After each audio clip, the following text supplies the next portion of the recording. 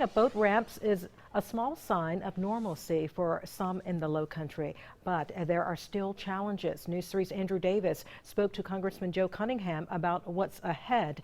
He is joining us now live in the Lowcountry newsroom. Well, Joe Cunningham says he doesn't want to look back, only forward, which is why he didn't directly criticize the president or the governor. But the 1st District congressman does have strong feelings about what should be done next to help the businesses recover and when they should be open to their doors one more time. We need to listen to the experts and the medical, the healthcare experts to determine when we're on that decreasing cases and look at the data and the facts that are presented. Only then does Congressman Joe Cunningham believe many of the shelter-in-place orders be lifted. For now, the congressman is focused on these small businesses that are struggling to survive throughout the 1st District. The Payment Protection Plan, designed to help businesses pay salaries during the shutdown, has already used all $350 billion it was allocated, but many restaurants say it didn't even address their needs in the first place. It doesn't really do any good to have people waiting tables if nobody's coming to sit at those tables, or having bartenders if there's nobody to sit at the bar.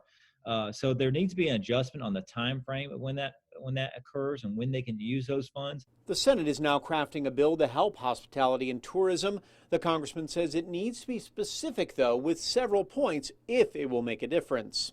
Expanding eligibility for the program to 501c6 organizations. Expand funding to cover the payroll costs for up to 3 months after the establishments can reopen, to allow those loans to mature in 10 years rather than only 2 years.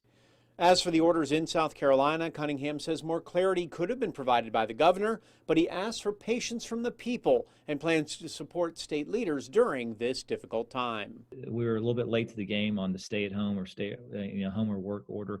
These are important decisions and big decisions for the governor to be making, and I'm glad he finally made that one.